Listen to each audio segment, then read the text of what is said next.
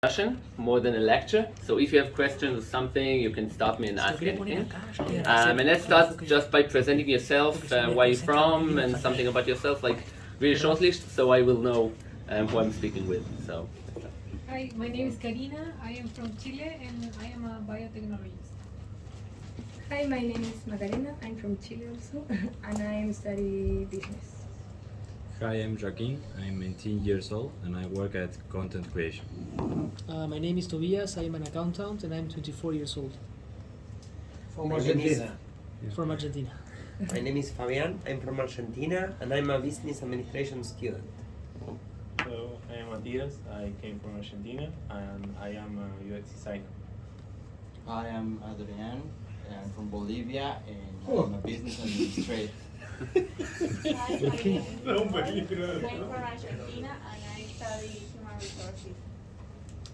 Hi, my name is Romina. I'm from Argentina as well, and I studied international relations. Hi, my name is Luciano. I'm from Argentina too, and I study economics and finance. My name is Alejo. I'm from Argentina, and I'm studying environmental management. I'm Achilles. I'm from Argentina, and I study international relations and political studies. So my name is Stefan. I'm also from Argentina, and I'm a law student. I'm Alejandra. I'm from Mexico and I study graphic design. I'm Josefina. I'm from Argentina and I studied business. My name is Luis. I'm from Mexico and I'm studying engineering and sustainable development.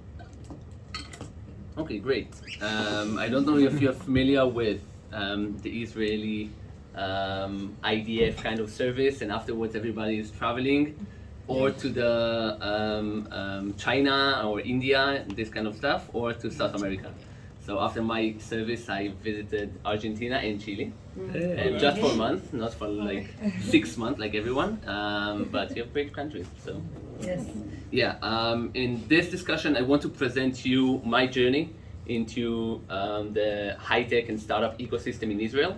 Through my journey and my perspective, I will present to you some of the points and the stages that Israeli startups in general going through.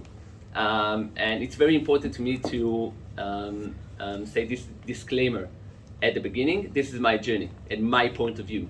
So it's not just like, a lecture that you have in the university. It's my point of view and my experience. And if you have questions or you heard something else, you're more than welcome to ask, and let's discuss. My name is Tomer. I'm the CEO of TuneFork. I founded a company about 5 years ago, and mostly I'm starting the talks or lectures with the company. But because of this unique opportunity in your delegation, I decided to start with my personal experience. So this is the symbols of the intelligence unit, and 8200 is one of the elite technology units in the Israel Defense Forces, and that's where my journey began. Like when I started my service in this unit, so I got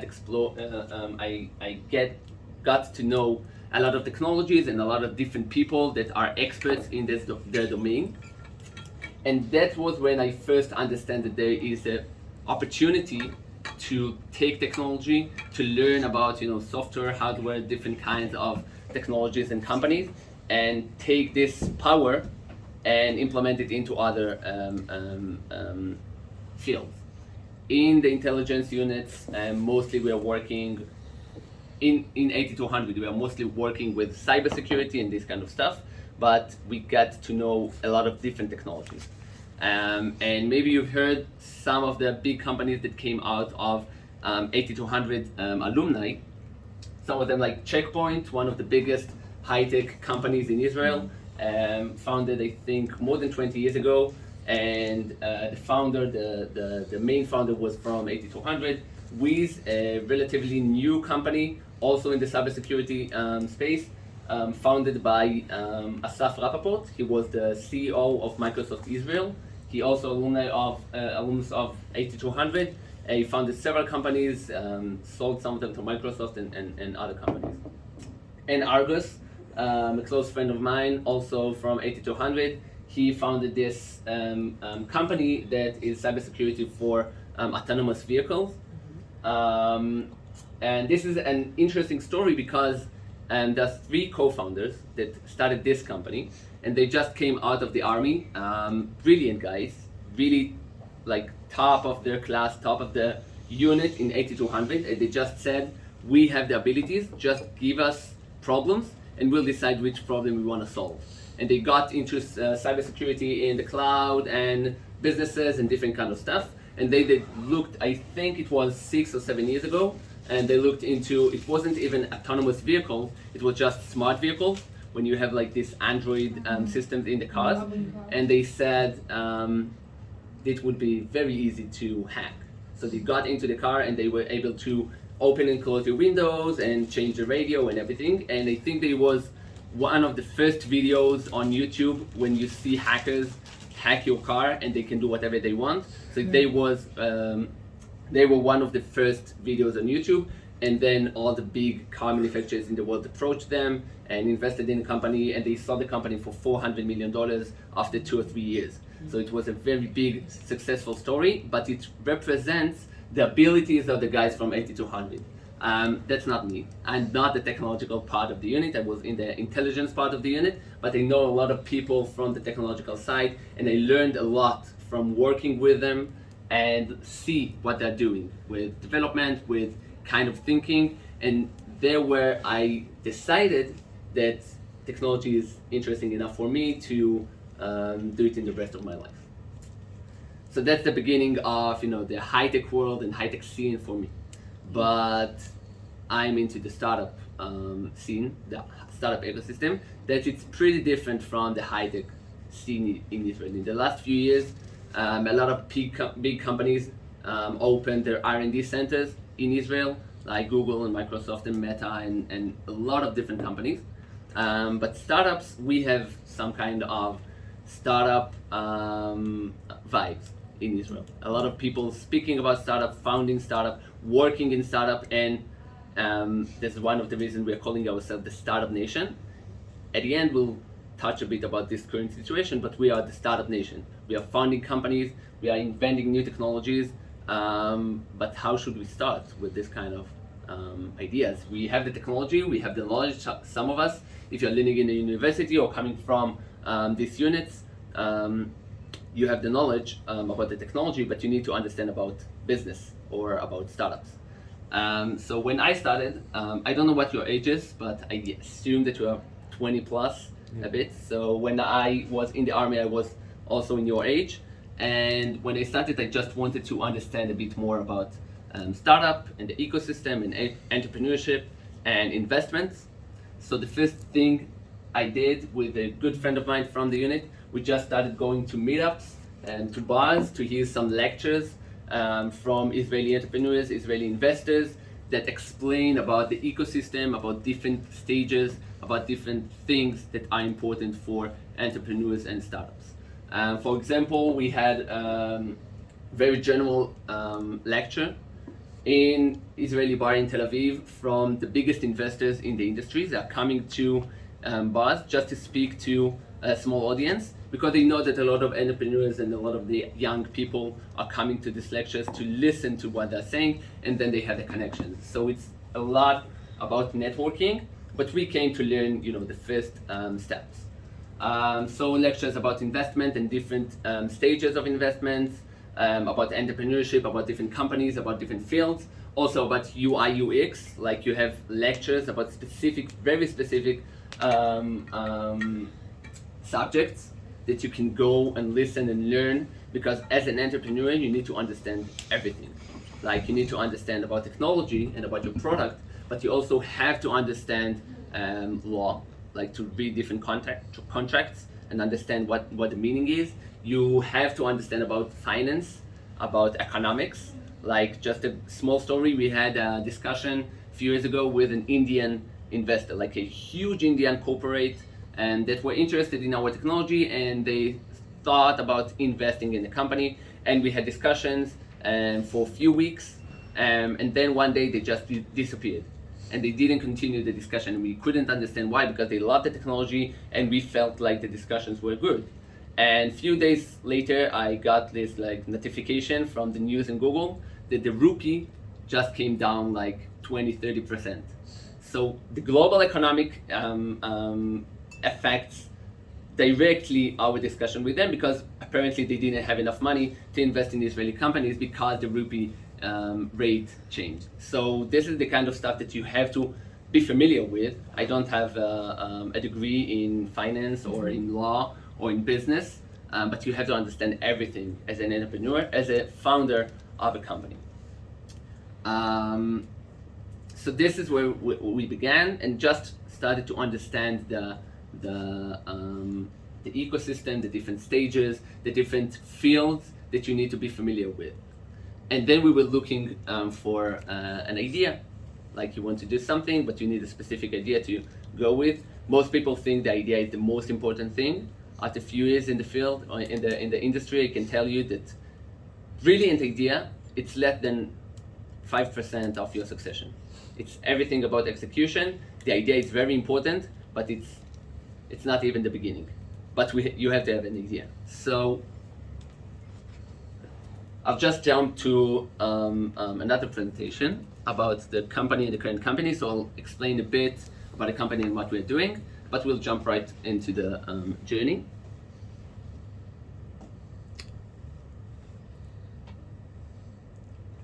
Yeah, so my personal story with the company and with the idea began much before I served in 8200 in the army. It started with my father. My father injured due to his military service 40 years ago, and his hearing damaged pretty badly. And when I grew up, I saw him struggling with daily missions, daily tasks, daily actions, like trying to make phone calls, trying to listen to music, trying to watch TV. And when I started my service and got familiar with different technologies, I said, there are better solutions than what we have today. We need to find a solution that will allow my father and other people with hearing loss to listen to music and enjoy sounds like people with what we call normal hearing. When we're looking at music and specific song like this song by Billie Eilish, billions of people listening to it around the world. But there are different people, like some of them are males and females. You have different age groups, like kids and older adults. They're listening in different, all kind of places. Like you can listen to music or have a phone call in the bus or at home, or all different places. So it's very intuitive to us that music is personal, right? Each of us love different music and we hear different things.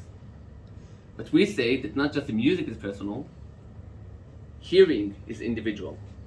Each of us has a unique ear print, just like fingerprint, that determine how we hear different sounds. We each hear different things. Hearing loss, it's not a binary situation. It's not like you have hearing loss or you don't have hearing loss. Hearing loss is a spectrum. And as we grow older, we are losing our hearing, all of us. And nowadays, with headphones that we are all day long listening to music and different kind of stuff, we are losing our hearing even faster. So we came with the idea of TuneFork, that is basically an audio personalization solution that allow you to experience audio in the best way, in a personalized way that works best for you. And I won't get into all the details and the technology and everything. We're very proud of our clinical accuracy. We are working with hospitals and audiological experts to make sure that our product is as good as the tests and the technology that you will get in the hospital. It's simple and available. You just need a regular smartphone, a regular pair of headphones. You can take the test, you'll get your results, and all the audio that coming through, the digital audio coming through your headphones, will be adjusted to your ear print. And we're device agnostic. It's a very important thing for us in the technology, but I won't get into it. And just to explain about the product itself. Yeah, so how does it work? You're taking a simple hearing test, just like the hearing test you'll take in hospital. You're hearing different kind of bips in your ears with headphones, and you're touching the screen when you hear them, and we are characterizing your hearing and creating your personal profile. And then we are embedding this profile into different kind of hardware, like smartphones or headphones, or even into specific apps. Like we are able to work with music apps or even Zoom-like apps, implement our technology, so you as a user will have the benefits of personalized audio when you're using this kind of devices and services. So that was my idea. Like, I thought my father, he has some problem, and I know that there are technologies that might be able to help him and make his life easier. But how would I know if it's a good idea or a bad idea? Give me some ideas, some thoughts. How I have an idea, I think there is a big problem. How can I make sure it's a good idea? How can I make sure that it's something that's worth my time and effort and money to invest and try to start this? Listen to customers? Listen to customers. How do I find customers? Your father.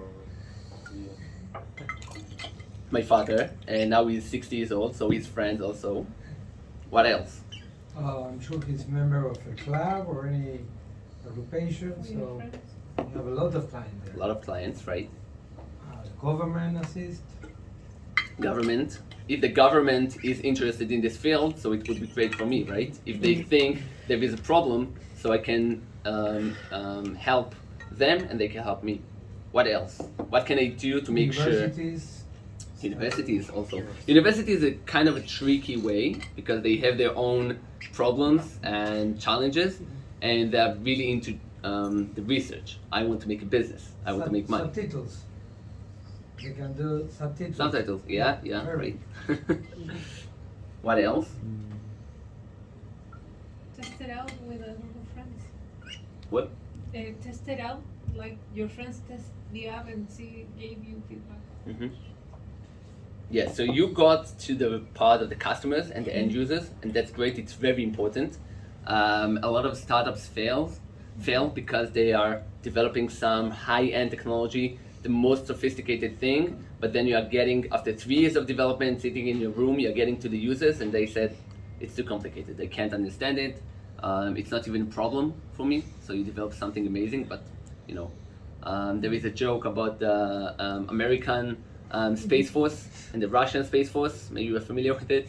The American Space Force, they wanted to develop a pen that you can write in space. So they invested millions of dollars because you don't have gravity. So it's really complicated to write with a pen, and they spent millions of dollars and developed this amazing pen that they were able to use in space. And what the Russian did? They used a pencil. Yeah. So there is a problem, but maybe your solution is too complicated. So this is the kind of stuff that you need to look for. But to get into users might be easier. But as an Israeli, we have something we call chutzpah. You know what is chutzpah? Yeah. You don't have a word in English for it. But don't think small. Don't think about my father. Don't think about the end user. Let's go to the biggest guys and make sure that what they think about the idea. Let's go to the CEOs of the biggest companies in the field. Let's go to the biggest engineers, the most talented engineers in the field, and ask them about the solution, what they think. This is how I found my co-founder. Like, I started alone. It's very hard to be a sole founder. It's much better to have a team of founders. And so I got to an event and I presented my idea and I asked the audience if someone understands this field of audio processing and signal processing. If you're interested in this problem, I welcome you to speak with me, and I want to find a co-founder to develop it. And I found my co-founder, Yoav. His wife also has hearing problems, and he said, I have a PhD in electrical engineering. I'm working in the audio field for many years, and I'm looking for a challenge to solve. And this is how we got together. So it's very important to find other people along the way, but it's very important, as I started to say, to reach the biggest brains, the biggest minds, and ask them. So first of all, I got to Bekol, is the #1 organization for people with hearing loss and deaf in Israel. And I didn't start with the reception or something. I asked them to call the CEO, and I want to speak with him and ask him about the question. And different organizations in Israel and abroad, just to ask them a question. And I asked, do you think this problem of people with hearing loss are not able to use their smartphones, use TVs. Is it a problem? Like, I know you have hearing aids, but they are kind of expensive. I know there are other solutions, but they are not comfortable enough. What do you think? How do you see this problem? And after I got their approval or confirmation that there is a real need, I understood that I have something in hand. This is a real problem that they want someone to solve. It's not like my dream and only my father's problem. Someone from the field that's working in this field, in this market, or volunteering in this market for many, many years, told me that this problem is a real problem. But also, I got to another company. It's for-profit company selling equipment for people with hearing loss, and he told me kind of a negative. He had some kind of negative response. He said, "This is a great idea. I had the same idea 5 years ago, and we tried to develop it, and you can't do it. It's just too complicated. You can't do it." And it sounds like a very negative response, right? You say someone try it and they can't do it, and he's working in this field for many years. But this is exactly the kind of responses that you need to know how to how to understand them. Like, this sounds like a great response. There is a real problem, and this is like a very bad response, like you can't do it. But this is exactly the perspective or the experience that I had in my military service in the unit. Like, finding a problem that no one thinks you can solve and bring new technology that can solve this problem. And he said we did it 5 years ago, but from 2012 to 2016, 2017, a lot changed in the world. Smartphones became much more powerful. Headphones became much more smart. So we knew then that the situation changed, and even though it sounds like a very bad response, and I came out from this meeting saying like, no, maybe we need to find other problem or other field to work in. But eventually we understood that we have the abilities, we have the technology, we have the knowledge to develop something that might not be possible 5 years ago, might not be possible by these guys. Maybe we have the abilities to do it. And this is the Israeli chutzpah, to get to the CEO of this company, to the CEO of this company, to speak with the highest rank guys in the industry, and even the people that telling you you can't do it, you need to understand, if you can't do it, you can't do it. But sometimes you know something that they don't know. So you need to keep on going and keep developing.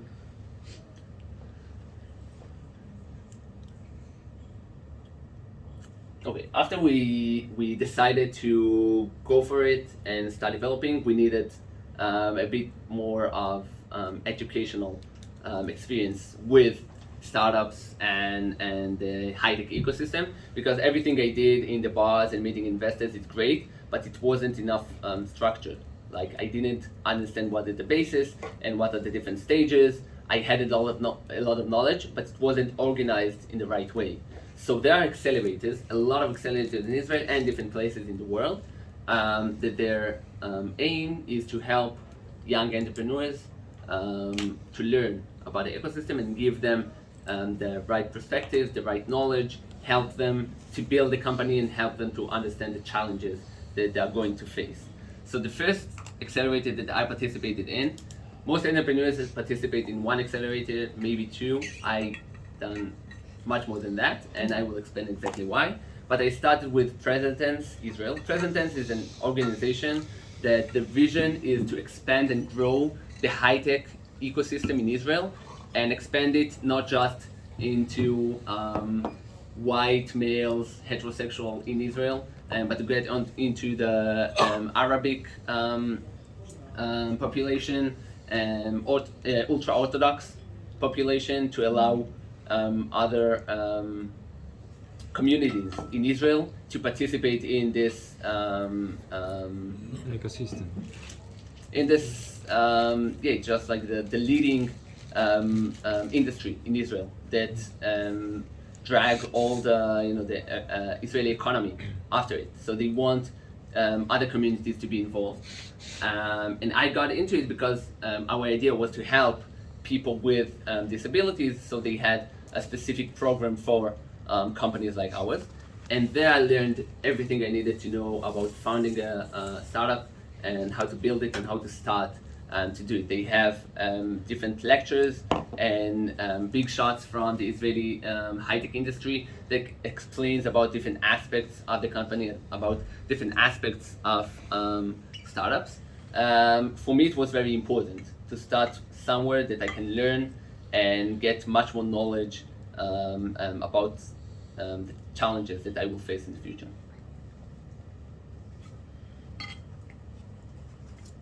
The second accelerator I participated in, called 82 Impact, is an accelerator by the alumni of 8200, the technology unit that I was part of, but they're focusing on social impact ventures.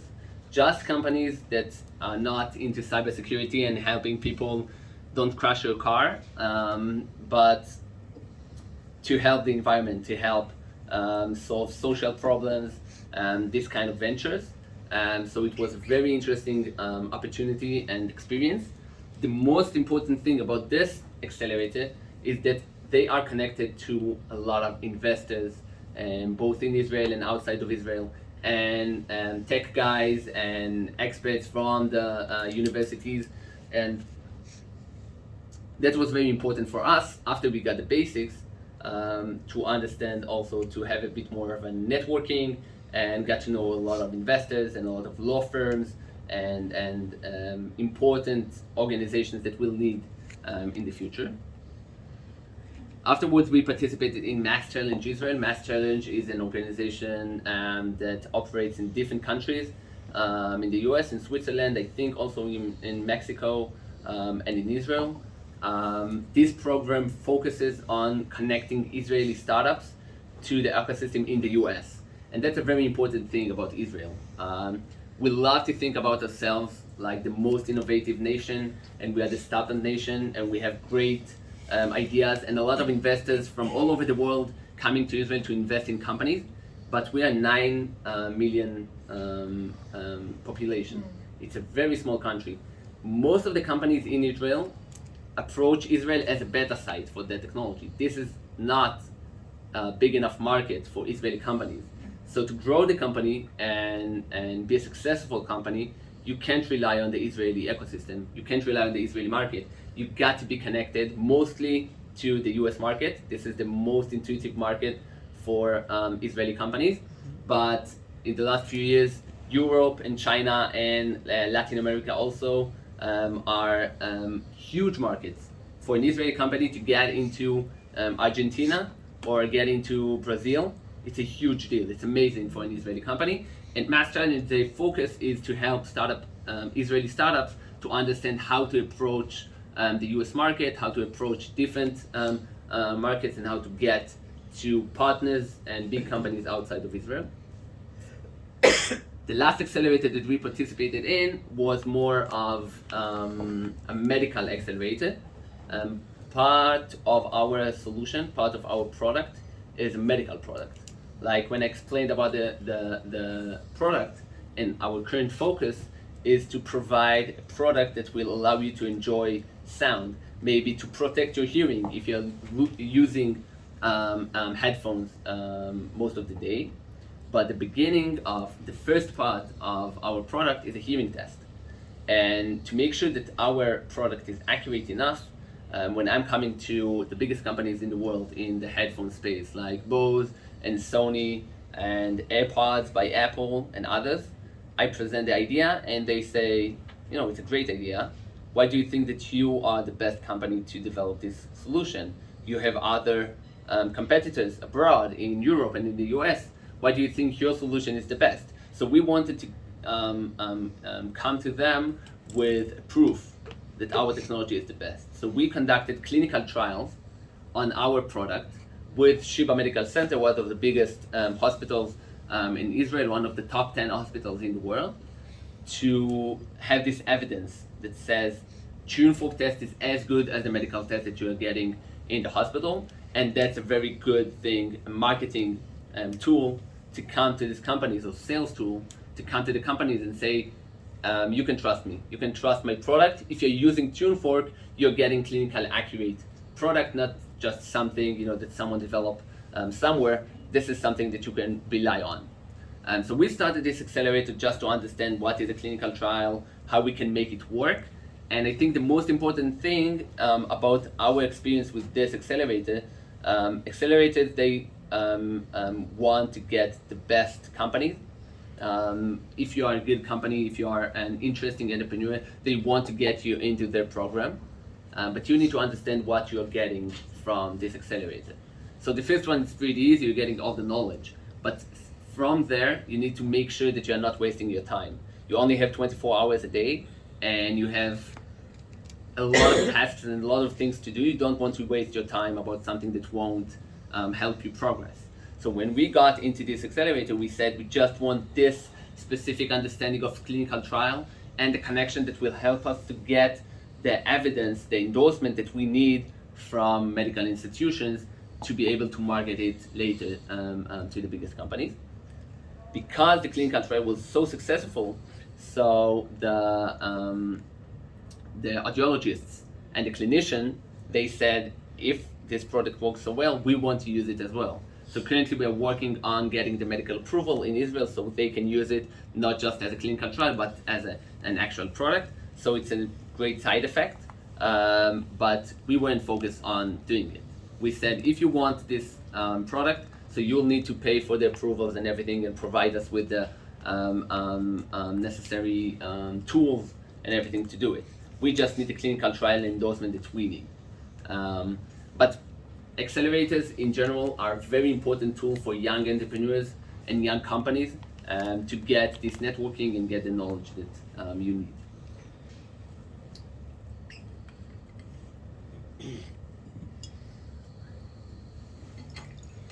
If you have any questions about something, about the product or something, just raise your hand. Okay.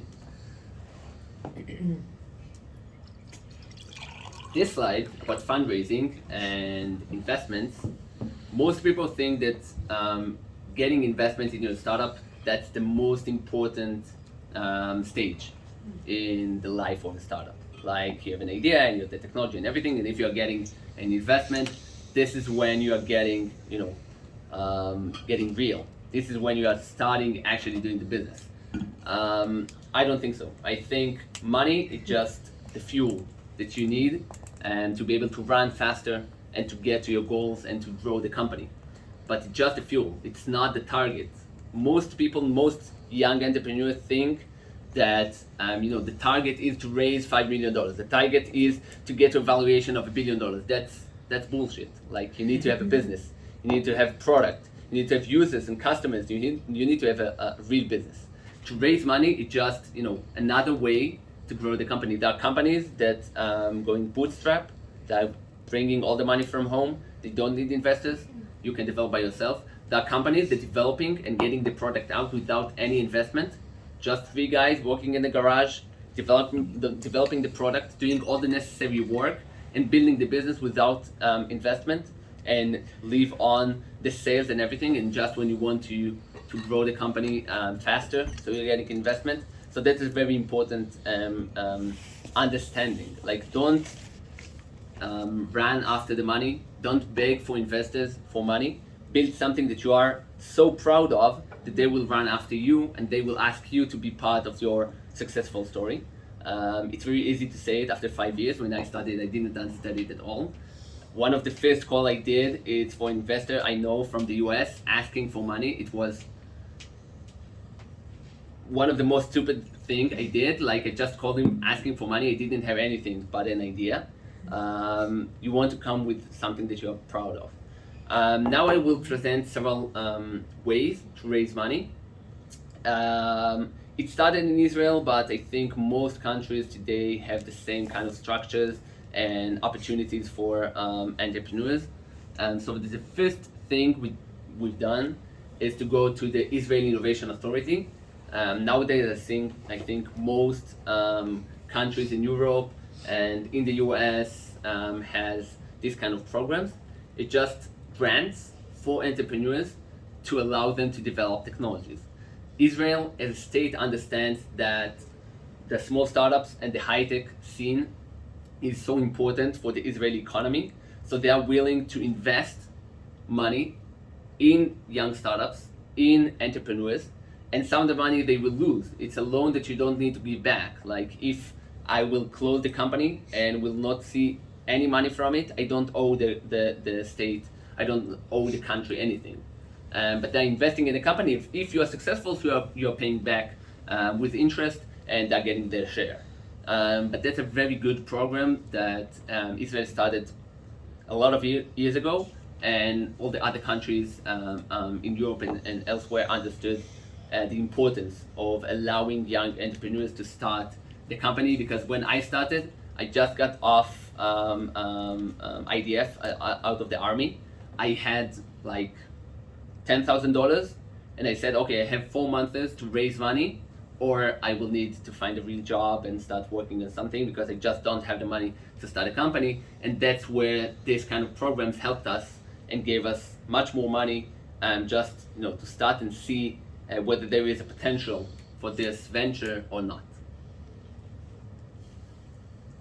After getting the money from the Israeli Innovation Authority and getting this proof of concept, with this money, we were able to understand that we are able to develop something that will help people with hearing loss and is interesting enough for companies to implement or use our technology.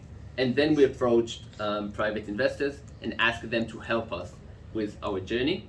Private investors, angel investors, are coming in different sizes and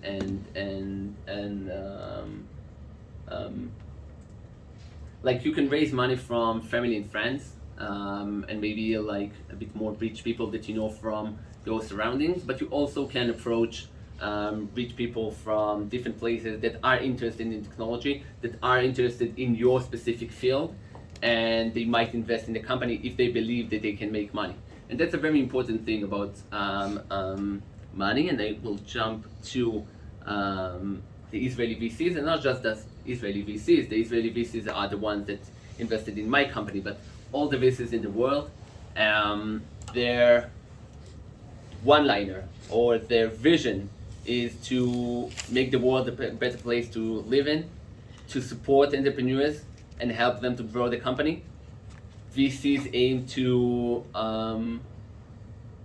allow us to get to the space, to allow us to develop technology to help other people. But that's all secondary to the real goal of all investors that will meet to make more money. Yes. Yeah.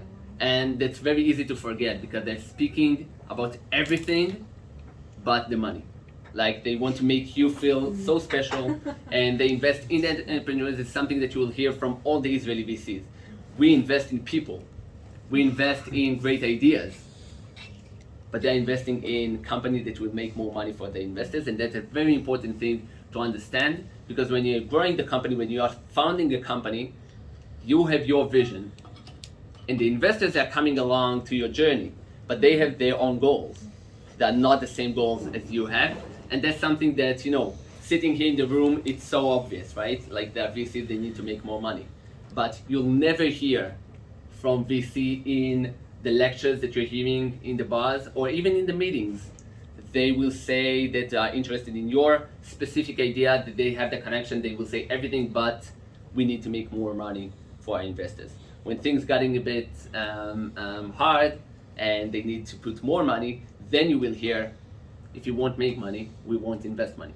But this is something that is very important to understand from day one, from the beginning when you're approaching these investors. Some of them are great guys. It's not anything about their character or something, but they have different goals. They're interested in money. I'm interested in funding my company, growing my company, bringing my technology into the users to allow customers and users to use my technology. Sometimes these goals are going together. Sometimes you need to leave the money out and focus on something else. You need to invest money to make the product better, and your investors will think something else. And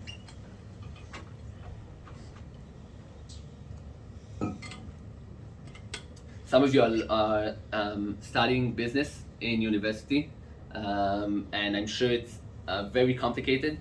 but when you are getting to the meeting, you can put everything aside and you have one person that you need to speak with, and you need to convince him, and he will try to convince you. And I got into meetings with investors. They did the most crazy things that you'll think of, like you sing in the movies, trying to make you hesitate, trying to understand what is your position, what is your weakness, to make the best out of this deal.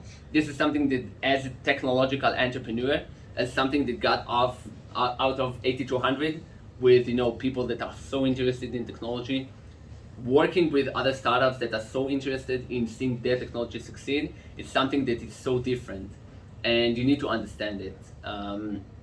Just one story about an investor, one of the biggest VCs in Israel. I was in discussions with them. They wanted to invest in the company, and all the discussion was with the CFO, the chief finance officer of the company. And we ran forward. Like he said yes to everything. And when we had challenges, we brought into the lawyers, and they solved everything. And we had, like, after 4 months of discussions, we had like 2-3 small points that we couldn't agree on. And he said, you know what? Let's bring in the CEO of the VC, and he'll decide what we do. So we scheduled this meeting. Myself and the CFO and the CEO of the venture and my lawyer and their lawyers, and we got into the room, and I was so happy. Like, I thought this is the final meeting, and we'll close these 3 small points, and we can go forward and get investment and grow the company. And as I'm getting into the room, the CEO is coming to me and say, "Who are you?" So, like, I'm speaking with the CFO for 4 months every day. You know who I am. It's just like, he's playing with me. And I said, it's okay. I'm Tomer. I'm the CEO of TuneFork. And he said, you look very young. How old are you? I'm like, I'm 24. I served in 8200. I started the venture when I was in the army. And he said, wow, that's so impressive. And he started, like, for a few minutes speaking about the Israeli ecosystem. And it's so impressive that young guys are developing startups and technology and everything.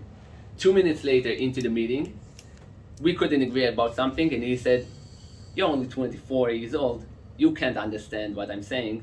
And he approached the lawyer and said, let's close it. And I was like, 2 minutes ago you said how amazing it is and how you're proud of the Israeli youngsters that are developing technology. Everything was a game, everything was a play just to get what he needs. He's not a bad person. I really appreciate everything he's done, but it's a game, and you need to understand how you want to play the game and what you want to achieve from it. And we'll get to other perspective of this game a bit later. Another way to raise money is competitions. There are competitions for startups. It's not huge money like gaming or sports, but some competitions you can win investments, you can win actual money, non-dilutive money from these competitions. We, as a social impact venture, you face a lot of challenges. Like, most investors think that if you are aiming to help people, so you won't make money. If you want, if you are going to volunteer, so it's something, it's one thing. If you looking for philanthropist to give you money, it's one thing.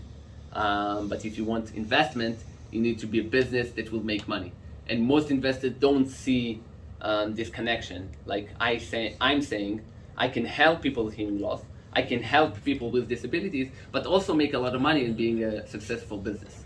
But in these competitions, as a social impact venture, I have the upper hand. Like, I have this amazing story about my father, and I will help him.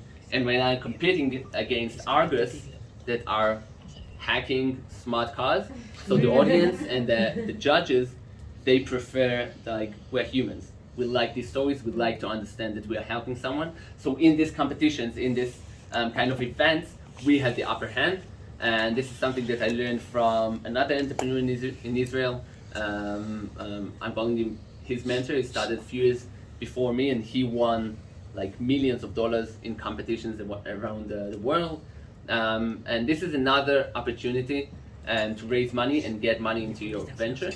And I think the important thing to learn from here is don't go for the obvious things. Like to raise money from VC, it's something that you hear about in the news, you read about in papers, it's great, you can do it. And to get money from the Israeli Innovation Authority, a lot of startups doing it, a lot of startups getting this money, and it's great. But there are other options to think about it. When you are innovative, when you are founding a startup, not just about thinking out of the box about this specific problem, about this specific technology. It's about thinking out of the box about raising money, about contracts. Like so many times I sat with my lawyer about a contract and he said, we never done it before. Like you can't add this something. And I said, we need to solve these problems. Let's do something, even if it's risky, let's do something that will help us and to move forward. Okay, now I hope that you're familiar with this scene. Friends. Here we go. Pivot. Pivot. Pivot. Pivot. Pivot. Pivot. Shut up. Shut up. Shut up. Okay, I don't think it's gonna pivot anymore. You think? All right, let's bring it back down and try again. Oh.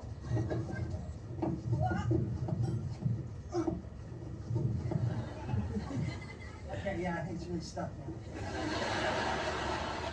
Can't believe that didn't work. I know, me neither. I mean, you had a sketch. Oh, you know what? What did you mean when you said pivot? I'd like to return this couch. I'm not.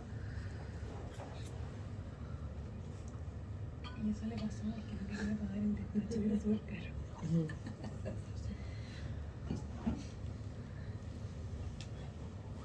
Okay, so there is a saying about startups that to be successful, you have to pivot at least 1 or 2 times. This is a well-known saying in Israel and in other places. Like when you're starting, you are sure that you have the best solution, you have the best idea, and you will solve it, and it will be just a straight line. Like we're starting here, and we'll end here with 1 billion valuation, and everything is great. But then you need a pivot, and this scene is so great because that's exactly what startup is going through when you are trying to build a company and to pivot. So you say we started as a company for smartphones and headphones, and we said, okay, we'll sell the technology to them, to the manufacturers of these devices, and we'll get the money for the license, maybe part of the revenues when they're selling their smartphones and their headphones. It would do great. There is a real need, there is a problem, there's hundreds of millions of people that need our technology, and the smartphone manufacturer, they will understand, and then everything will be great. That's what we thought. And then you said, we got investment from a VC, and immediately they said, we don't think it's gonna work. Like you spoke with smartphone manufacturers and headphone manufacturers, and they're moving too slowly. If you want to be a startup, you need to grow fast. Let's pivot. Let's think about other industries that might be able to use your technology, and you will be able to grow faster. So we took a pivot to YouTube and Spotify, and we said, let's go to the software developers. Like when you're listening to music, or you're having a Zoom meeting, this is where you need to hear well. This is where people with hearing loss have the difficulty. So instead of going into the devices, let's go to the software developers. And that sounds like a great idea. And we started approaching them, and they got so excited. And they said, it's a great idea. just speak to another guy in the chain of command in the company, just speak to another company, the record label, just speak to the artists in the music industry. We need the approval of someone, and after a few months we understood that we had the same problem. Like, they're excited, they want the technology, but it's taking too long. So we decided to come back to this idea because something changed. Apple released their new version of the iOS, and they have something similar to our technology. So we got approached by Google and by Facebook and by Amazon, and they asked, maybe you have technology that are similar to something they released. And we said, but we had this catch.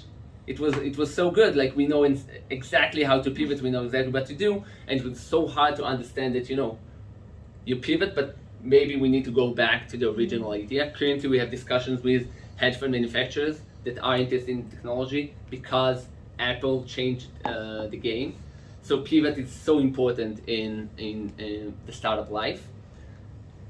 But the important thing about pivot is to be able to do it quickly. And I'm sure that maybe you're familiar with the book, The Lean Startup, that started this theory of being lean. And this is the big advantage that we as a small company of less than 10 employees has over Bose or Sony or hearing aid manufacturers that making billions of dollars of sales every year. But when I spoke with one of the biggest hearing aid manufacturers in the world 3 years ago, and I presented my idea, I said, yeah, we're working on the same thing. We'll have it like this kind of function in our hearing aid soon. And a year later, we met again, and I said, we progressed with our technology, now we have a lot of features. And they said, yes, we're working on the same thing, we'll have it soon. And a year later, I said, it's been 2 years since we spoke, and I don't see any new technology in your hearing aid, nothing similar to what we are doing. And they said, yes, we're a big organization, it will take a lot of time to implement something. And a few months later, they approached me and said, no, maybe we can use your technology. Let's connect you to the right team in the R&D department that you can speak with. So to pivot is a mindset. It's not something that you do with the business. It's not the presentation or the document that you are delivering after you think. It's a state of mind. It's saying, let's fail as soon as we can. Let's understand this is not going to happen in the next 5 years. Let's pivot to something else. Let's understand that this is not going to happen, and the market changed, something changed, let's go back to this, and don't have this proud to say, no, we tried it already, it won't work, I won't come back to some idea that I think won't work. You need to have an open mind, and to be able to pivot, it's much more important than the actual pivot that you are doing. You'll pivot a lot of things, a lot of different aspects of the company and the technology along the way. But to be in the mind that don't be too proud to ask for help. Don't be too proud to think that you know everything and it will be just one way fast forward to $1 billion company. Sometimes it happens. Yeah, some entrepreneurs, some people, they have a great idea and 2 years later they're selling the company for $400 million. But most of the time, you need to pivot and you need to have this state of mind about changing things and about being able to be agile and to work in changing environments.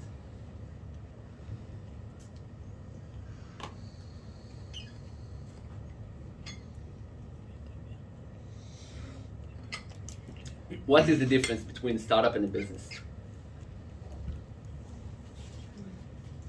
Just throw your ideas, not like right or wrong. It's a lot of. Business is a established. Sí, es well-established company. Well-established company? Yes. Yeah. And the startup? It's just at the beginning. Okay. Do you know some big startups? Like SpaceX still consider themselves as a startup, but they're like their value is like billions. I think that startups have like uncertainty about what they're doing, and the business is like more regular. Yeah, startup is more innovative, like you're trying to bring something new, and the business is something that maybe someone else did before, or it's a bit more structured. Like a startup is a kind of business. Right. I don't know. Oh, the difference. startup is a kind of business. Yeah. I'm speaking about more traditional business versus like small and medium businesses versus startup. Like I am a company, I have 10 employees. The falafel down the street, he also has 10 employees. What is the difference between me and him? They don't know what is falafel is. They know shawarma only. Hummus. No, we know. Yeah, a lot. Yes, it, Shawarma and kebab. All the pizza. no, the innovation. I think is the main difference. The innovation is the main difference. Way too. But if I open a new hummus and I have a new recipe, it's very innovative. It's no one else did it before. Is it a startup? No. Why I not? don't think so. It's very innovative. I don't feel so. Not yet. That's only an idea. What? No, That's you're only an right. idea. You need more things to make a startup. You need like a value proposition. You need like a team. You need a project, a map of what you want to do in the new years. You need like a mission and a vision, like all the other components of a startup. The new hummus will be only an idea, but why would you make a new hummus? I think that, and the business is more like established one. Like in one moment, someone did something that worked, and we just want to continue that until it lasts all we can, and that maybe worked like 30 years ago. Now we're in a different stage. We're in a different moment of the history. I think it's the time where if you want to do the same thing for the next 10 years, you will almost die. Business talking. So startup is like taking the mindset of how to create businesses that help people, like for money or not, and then implement the innovation to constantly think, okay, this is working, but how can I make something better for the people? Not just upgrading the product, but upgrading the user experience, I think. But I think that many businesses will not die. Like they work and they will continue working, and businesses also have mission, vision, like. Okay. I think that the lean startup model says that you can be innovative in two ways, but you have to be innovative under extreme uncertainty. But you can innovate by creating something extremely different, or you can do the same thing but on another way. So I think that hummus may be innovative because it's doing the same thing but in a different way.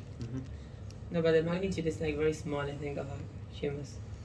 I don't know. Maybe if In Israel, you change, I don't know. Maybe like if you want to make it, I don't know. If you want to change the ingredient and that would be innovative, but not like a new flavor or I don't think that's innovative, even if it's new.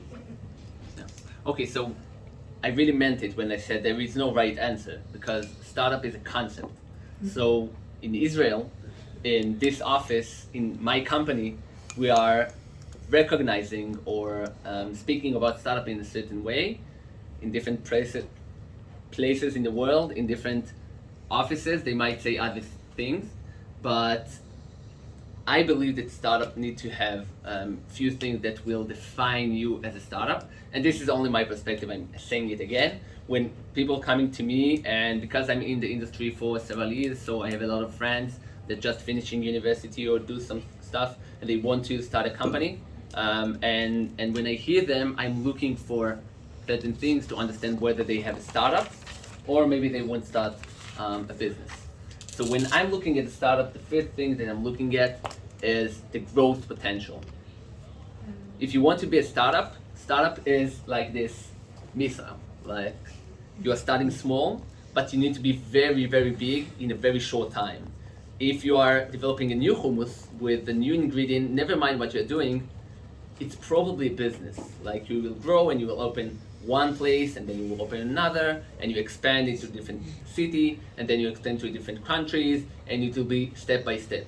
With startup, you are starting today with one employee and then you are raising $1 million and you have 10 employees, and then Facebook started 2006, I think, and 10 years later they have million employees and they have billions of users, and you'll never get to these numbers with hummus. So to be a startup, you need to be able to have the opportunity, the vision, or the ability to grow fast. To be able to grow fast, I believe that the most common way, maybe the only way to do it, is technology. Like when you're doing restaurants or a supermarket or something, that's a business. When you're fixing computers, you're dealing with electronics, but it's not necessarily technology. When me as a company, I have software, a technology, a new algorithm that I'm writing, so now I have one of it, and next year it can be implemented into 10 million headphones. I can grow very fast because of the technology. It's really scalable. Yeah, scalable, exactly. That's the word I was looking for, thank you. To be able to scale is one of the most important things, and technology allows you to do it. And another thing that I'm looking for when I'm hearing new ideas, when someone is founding a company, is disruption.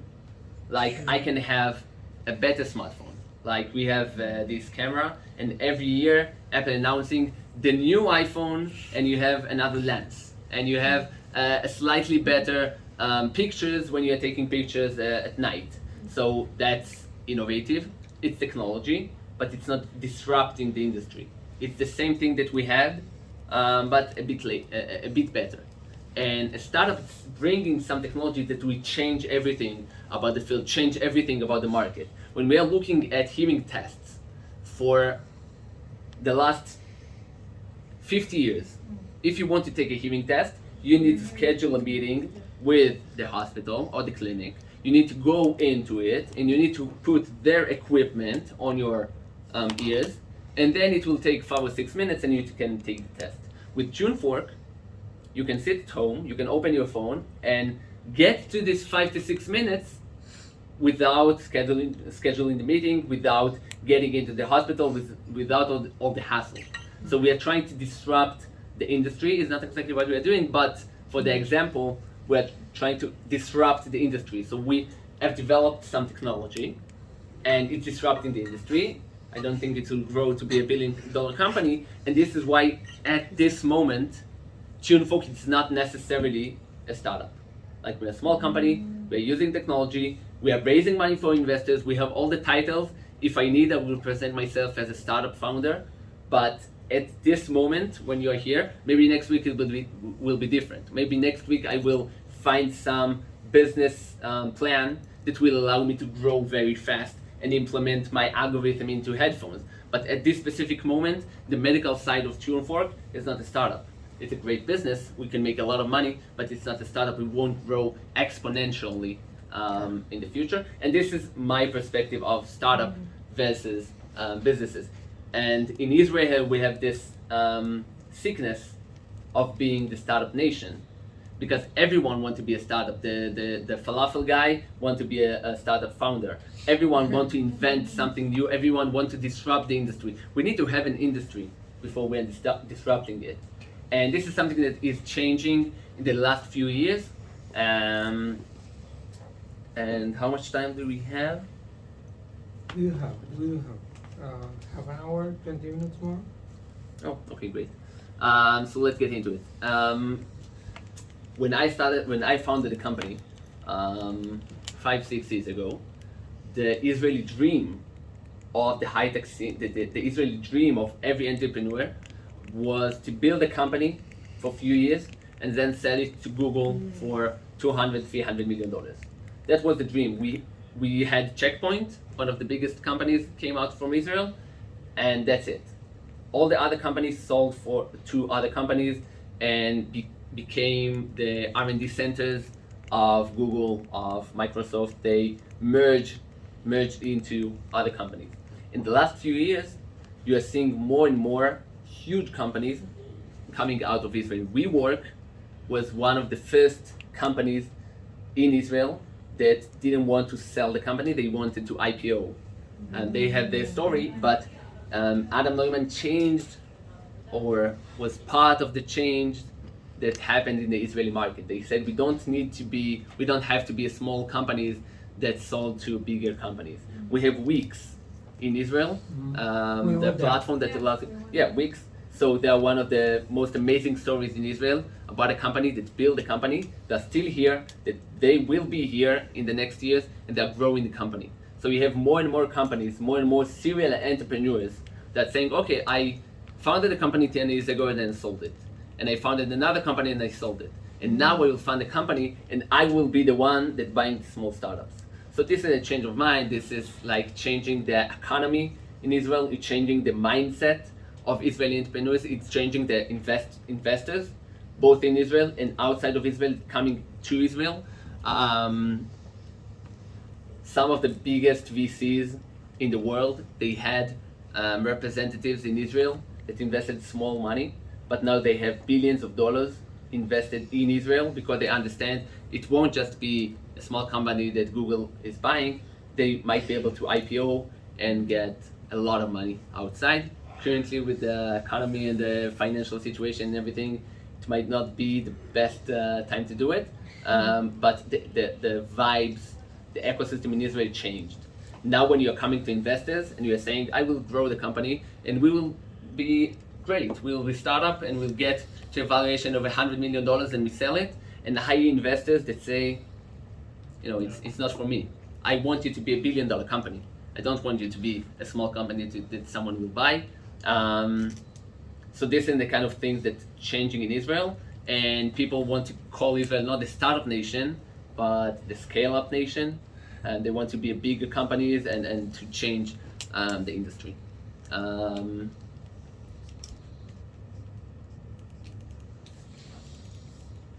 Okay, that's the last slide that I have, and it's very important personally for me because as I showed you in the beginning, people are doing great businesses, great startups, and founding great companies in their domain in cybersecurity. Israel is one of the leading countries in cybersecurity. Israel has amazing manpower, like Facebook and Microsoft and Google and Amazon. When they're founding their R&D centers in Israel, they're doing so because the entry level of engineers and developers in Israel is amazing, is one of the best in the world, if not the best one. You have amazing people here that are able to develop things, and you have tens of thousands and hundreds of thousands of people working in the high-tech industry in Israel. Most of them working for big corporates, most of them working in cybersecurity, in fintech, very important things. And don't think that I'm not proud or don't think high of these guys. They're doing amazing stuff. But my mission, and these companies that I know each and every one of them, the mission is to do something technological, it's to do something disruptive, it's to make a lot of money, but it is something that will help actual people. And we call this social impact ecosystem. It's companies that their product, their technology, supposed to impact the lives of communities and people in their society. So TuneFork is just one example, helping people with hearing loss. Eye Control is a company that developed technology that will allow people that are paralyzed to use smart devices and to communicate via eye movement. VoiceIt is a company that helps people that can't speak, that have a speech problem, and help them to talk. She Codes develop women-led communities for developers, women developers, and each and every one of these companies doing something that it's not just a great business and will bring a lot of money to the investors, but also changing something actual, helping actual people. And for me, it's very inspiring, and I'm very happy to see this kind of stuff. It's a small portion of the Israeli ecosystem and the world startup ecosystem. I want to see more people that are excited to found this kind of startup, to work in this startup, because the high-tech scene, the startup scene in Israel, it's so attractive. Like, you have amazing things working for the big companies. You have an amazing salary, you have amazing people to work with. They are spoiling you every time they can. You have the best food, you have the best parties. There is a company in Israel that brought the best DJs in the world. I don't know if you heard about it, but they brought Tiesto and Martin Garrix and all the biggest DJs in the world for a company party in Israel. And that's great. They have the money, they can do anything they want, but they want to attract the talent to work for them. And these companies offering something else.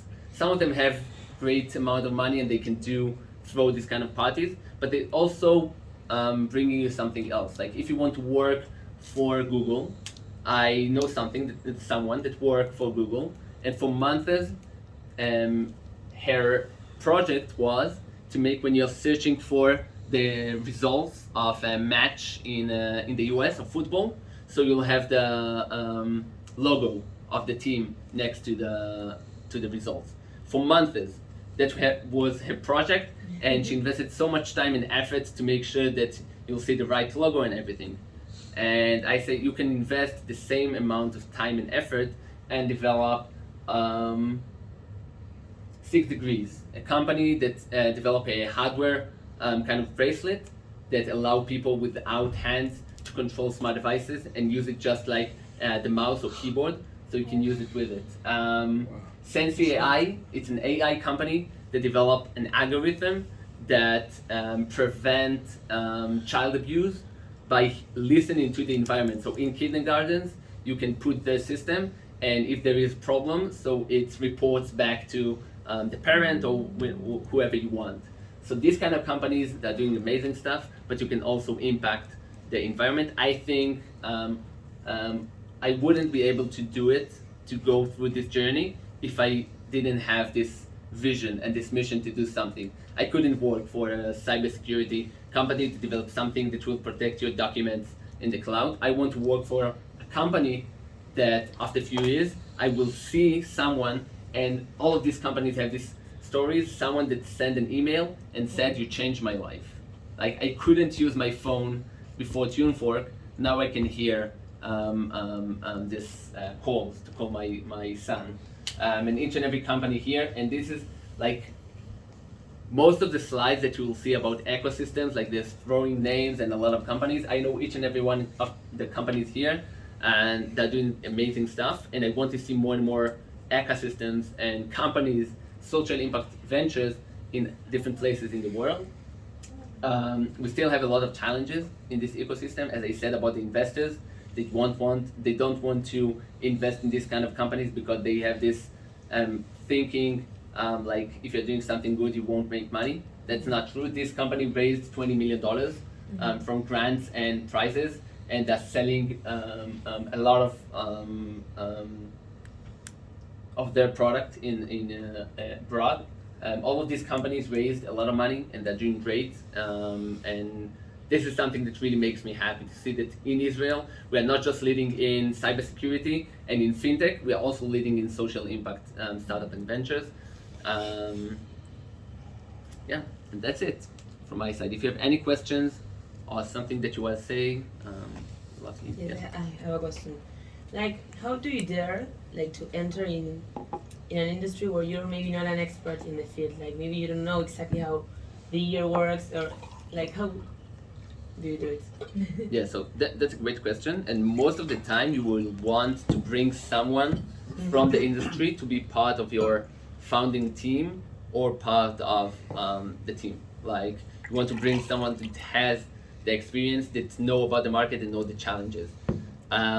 It was a mistake that we did. We started without any knowledge, and it took us a lot of time to understand the challenges and understand the market and to be able to be this expert to be part of the industry. It's not impossible. You can do it, and you need to invest a lot of time of reading about the market and connecting to the right people and getting the whispers in the market, because you're reading something in the newspaper, but then you're hearing something from. So you can do it, but it's much better to find someone that believes in your idea, that you can connect with, and want to join your journey from the industry. Okay, thank you. First of all, thank you very much for sharing the story. Your father's story was very important for me. I appreciate it. And I would like to know what was your MVP of TuneFork? What was MVP? The MVP of your project. Yes. Yeah. So MVP is a minimum viable product, Yes. like the first version that you can bring to something. So here it was a bit complicated because we have two parts. So we have the hearing test, and we have the algorithm that, based on the test results, will adjust and personalize the sound. So we started with the hearing test because we understood this is the challenge. If you are able to develop a test that the user can take it home alone, do it and get an accurate result, it will be much easier to develop something that will read this profile and make the adjustment. So our MVP was just the test. We started developing with MATLAB. It's a very specific kind of language to write with. And we developed on the computer something really ugly that just generates the tones, and you can press a button and you can hear and press and get to the results. When we got this MVP, we got to a hearing clinic here in Israel, one of the most innovative, most technological hearing clinics, presented our idea, and they said, that's great. It's not working at all. Like if you are comparing it to an actual medical equipment, it won't work. But we want to invest in the company. We want to work with you to make it something that we can actually use. So that was the MVP, and this is how we started from there too. Oh, thank you. Thank you very much. Have another one. And what would you recommend, or which tools are important when you're young and you're trying to sell your product or like to sell your startup or your idea, in order to make people respect you? Like respect you even if you're young or unexperienced or whatever. That's a tough question. That was like one of the biggest challenges. Like I knew it when I started. I was very young, and in Israel it's a bit easier because we have this mindset. So if people hearing that you are from this intelligence unit, Yes. and they know that there is a lot of startups, so they have this dream. So it's a bit easier. But it's a con. It's not something in your favor. You're young, you're unexperienced. You just need to be very good in everything else to be able to compensate for your lack of experience. But there is a great benefit of being a young entrepreneur, that you're not set in your ways. Like one of the biggest pros that I brought to the company, that we were able to listen to everyone, to all the consultants and all the investors.